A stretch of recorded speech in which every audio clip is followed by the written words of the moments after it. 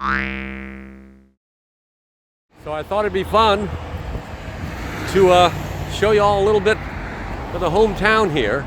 We're on the old route here in High Falls, the pre-1850 enlargement. The route was so serpentine, the boats were so long. So for instance, we're coming up on Lock 18 right here, Old Lock 18, and Old Lock 19 was right over there. And I look here and go, I don't think there's 90 foot of room for a boat between these two locks. I've read various things in the historic record. There are other reasons, stone on the side where they couldn't make it wider. But it's my feeling that some of these really close together locks just didn't have the room. We know for sure that they had to reroute it and cut up 40 and 50 foot of material. The deep cut in High Falls, as Russell Farnham Lord referred to it. So what we're looking at right here in Letters of the Day, we're looking right here is the towpath. Amazing that there's still a vestige of it, as you can figure out what it was there.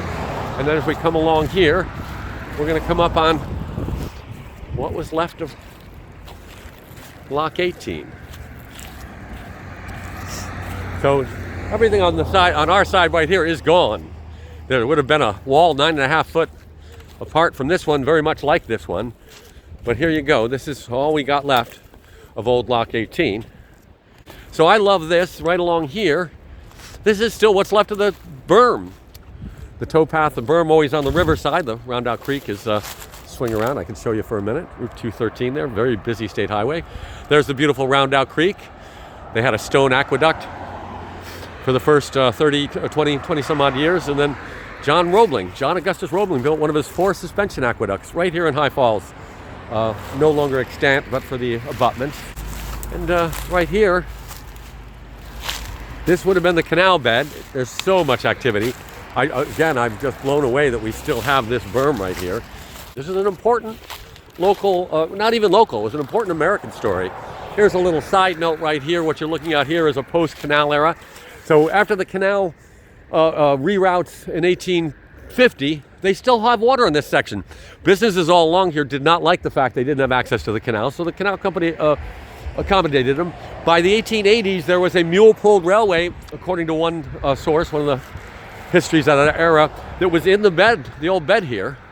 What we see right here is a 20th century garage. Concrete block construction makes sense. We're gonna have to get this drained. I wonder how much this will probably stay. It's holding up the side of Old Route 213 there. But just a beautiful section here in Grady Park. We might as well finish this off.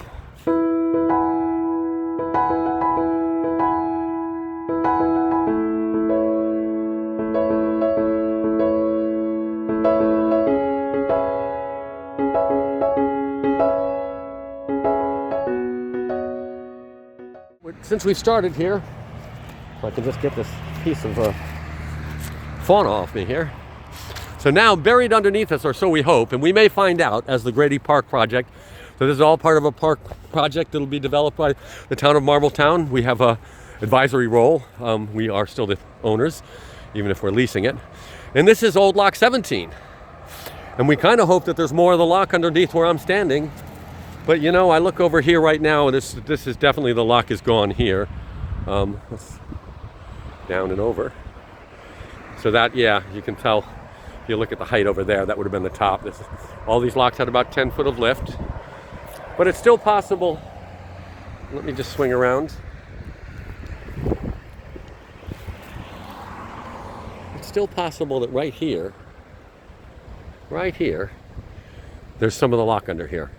And the thought is to possibly put a staircase.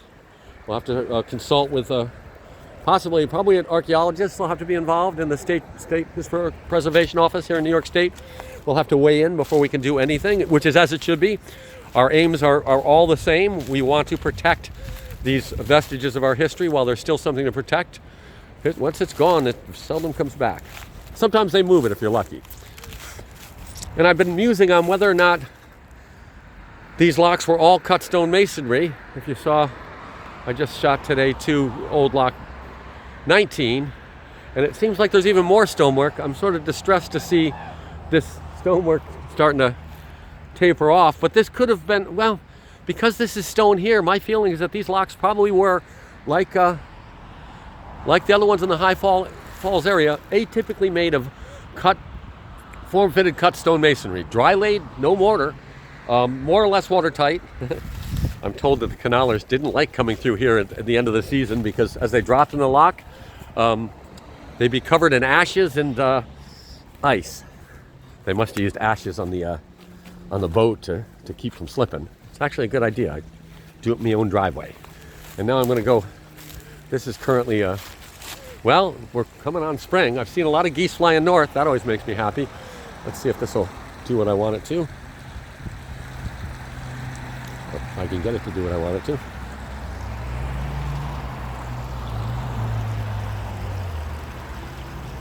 And so there's a wonderful sign. We might as well close in on that sign.